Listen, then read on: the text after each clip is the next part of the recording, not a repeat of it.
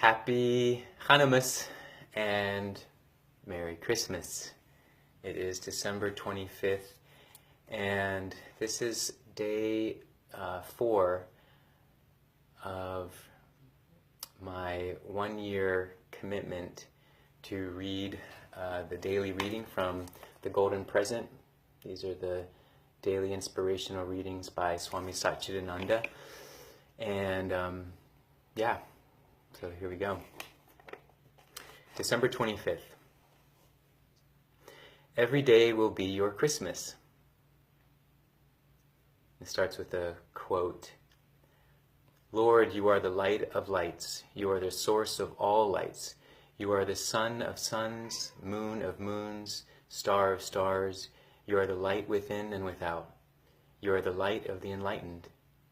Kindly lead us from the darkness of ignorance to the light of understanding to realize the truth behind all these names and forms.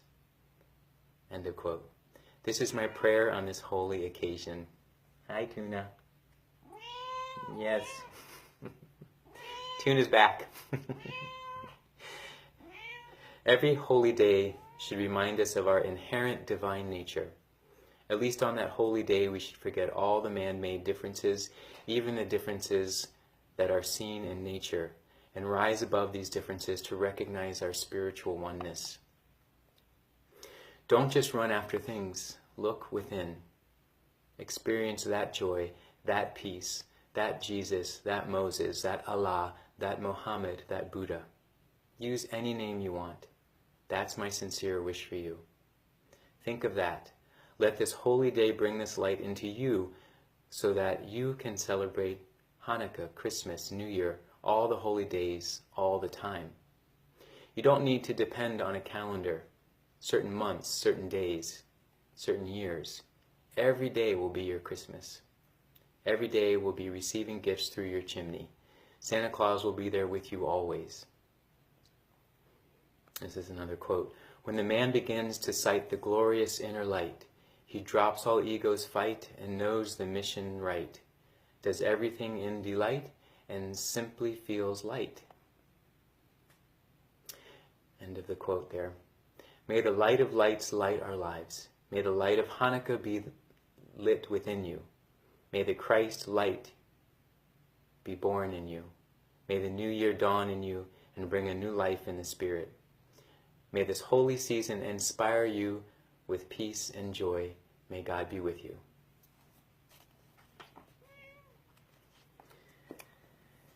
Yeah, what do you think of the reading? Maybe I should be asking you, Tuna. Do you have any thoughts you want to share? No? Now you're quiet. Okay. Well, as often is with Swami Satchidananda's sharings, one of the things I value greatly about his teachings is how ecumenical it is and how much he offers that, the practice of yoga isn't a religion, and how much it welcomes all the religions and all the faiths, and recognizing that they all relate to light and love. Yeah, what do you think about that? Do you like that it even includes you? I think it includes animals. So you don't have a religion per se. I don't guess Tuna has a religion. Her religion is love. I can tell when I offer that to her, she's in this place of peace and calm. Right? And I think that's what you're requesting at the moment, right? Try this again. Look, say hi everybody. This is my cat. She's 17 years old, by the way. Right? What are you doing for Hanukkah and for Christmas? See, now she gets all quiet. I think she just wants me to hold her and pick her up.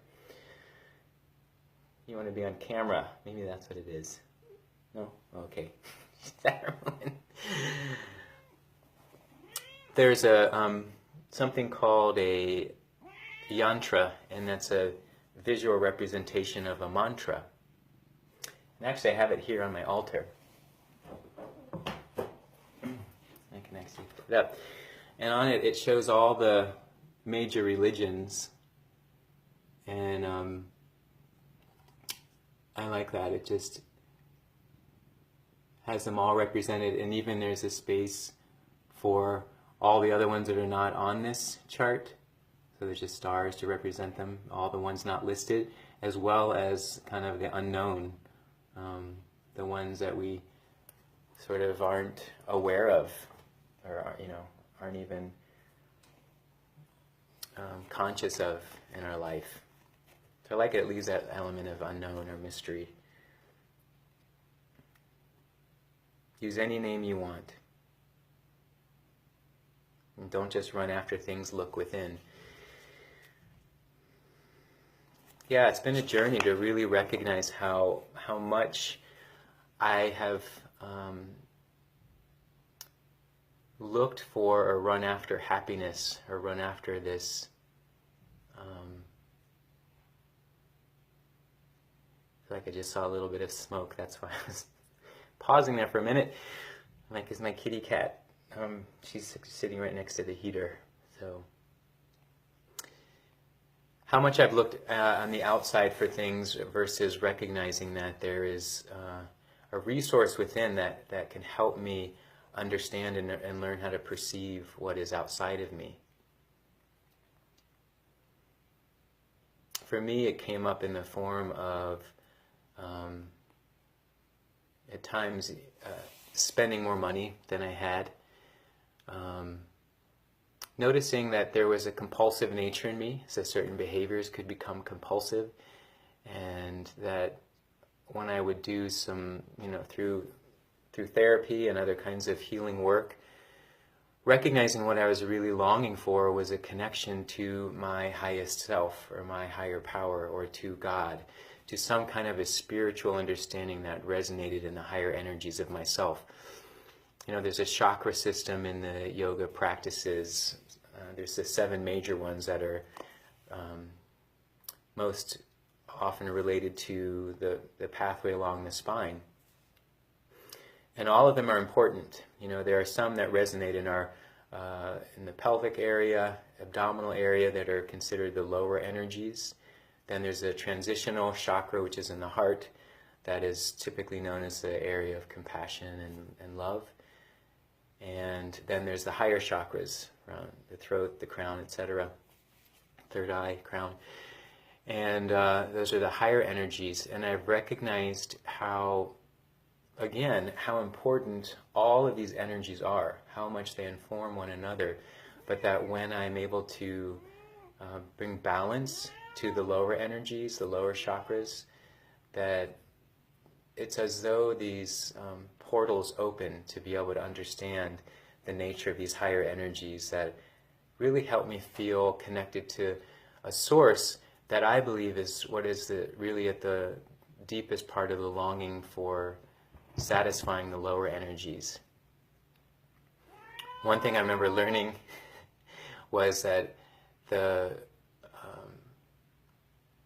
second chakra is an area where, when aligned and balanced, it lends itself and energizes and activates our creative energy.